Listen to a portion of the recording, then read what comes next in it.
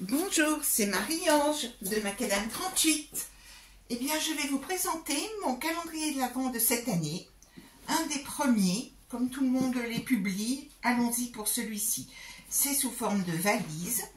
Il est discret puisque pas beaucoup d'annotations de Noël, donc vous pourrez éventuellement le réutiliser pour un autre usage.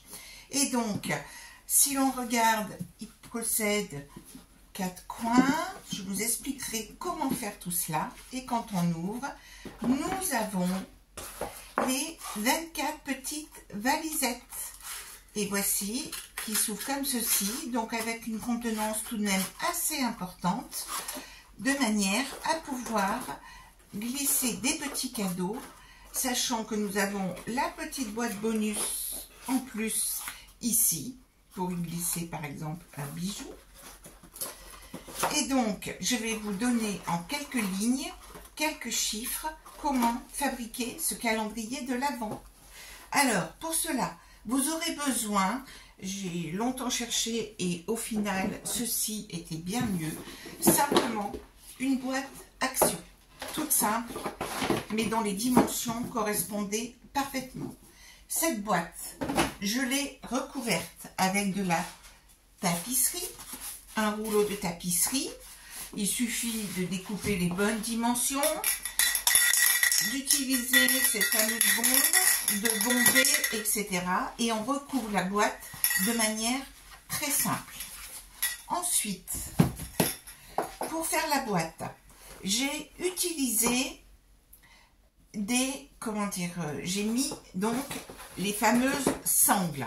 Pour cela, j'ai utilisé du papier provenant de ce bloc, la feuille marron, et donc j'ai découpé des bandes pour les sangles, des bandes de 3 cm.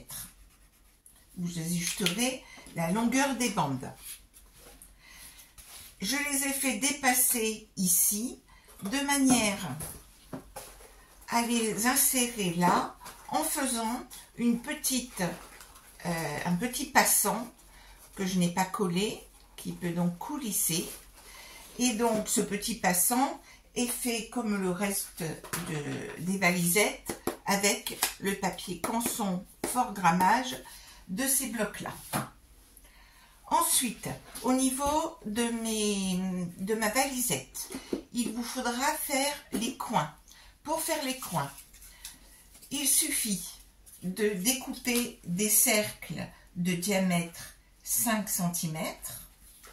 Ensuite, il suffit de les plier en deux dans les deux sens, de pratiquer une encoche au ciseau et ensuite de coller ici cet angle-là. Et donc, il faudra vous en faire 8. Autre élément important de notre valise, c'est la poignée. La poignée, toujours avec du papier canson, du papier marron assez épais, et je l'ai même doublé. La poignée a une dimension de 17 par 2,5 et bien sûr, j'ai mis 2 brades en plus ici pour la fixer, sachant que j'ai utilisé ma crocodile pour faire les trous pour que ce soit propre, et j'ai recouvert ici les pattes des brades de l'autre côté. J'ai rajouté une petite étiquette, donc c'est au choix, vous trouvez quelque chose de joli sur lequel on pourra mettre un prénom ou ce genre de choses. Voici pour la boîte. Ensuite, nous allons passer aux valisettes.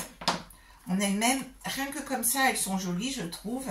Et donc, j'ai oublié de vous dire que j'avais utilisé du papier de couverture aussi.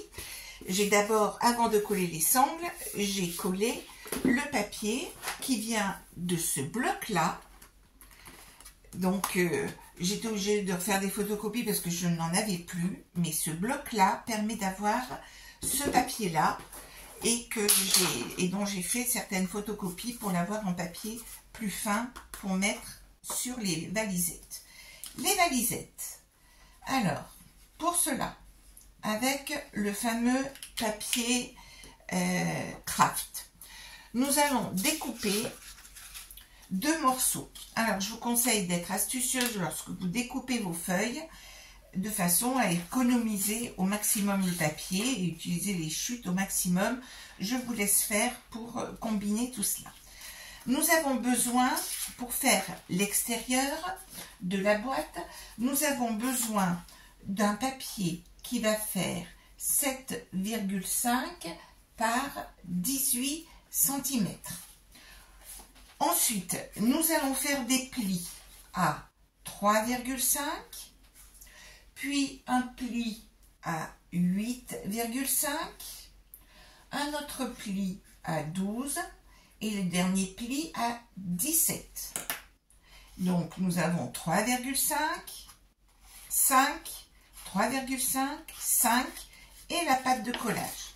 Il suffit ensuite de plier, d'utiliser un plioir, hein, ça sera bien mieux. Et ensuite, il vous suffit de coller ici et vous avez votre enveloppe extérieure. Quand vous êtes sur cette enveloppe, faites-le maintenant, à savoir, vous allez coller des petits papiers déco qui feront, le papier déco qui fera 7 par 4,5. Le petit papier déco qui vient se mettre ici. Ensuite, il nous faut pratiquer l'encoche pour faire la poignée. Pour faire la poignée, vous allez la centrer sur un des côtés. Je vous conseille de prendre, pas là où il y a la pliure, ici.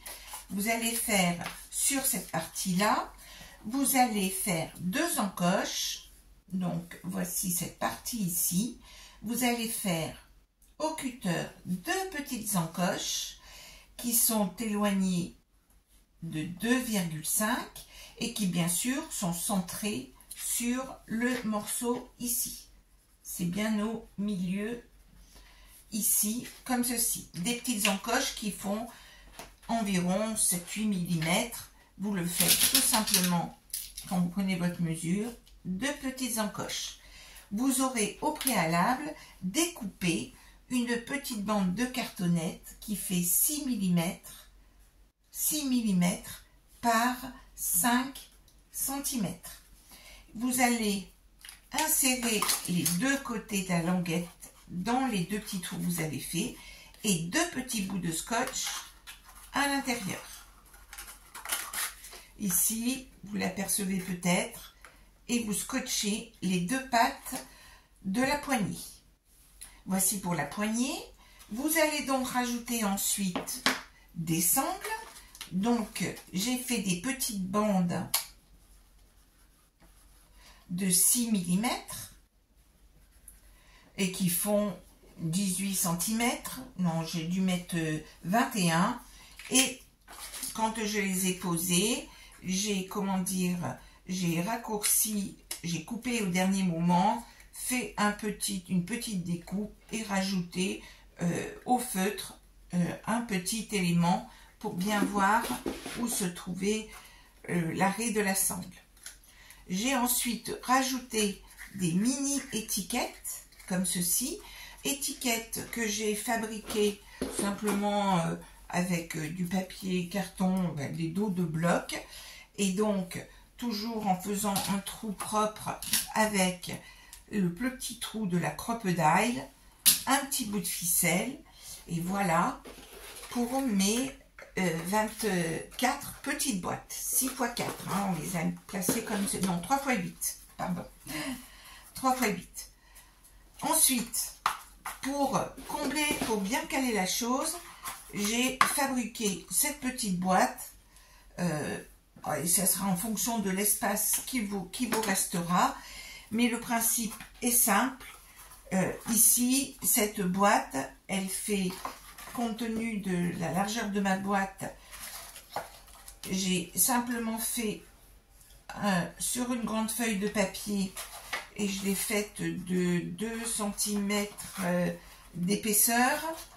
Et donc, j'ai fait une bande qui faisait, alors, et puis là, elle fait en dimension ici, cette dimension fait 6 cm.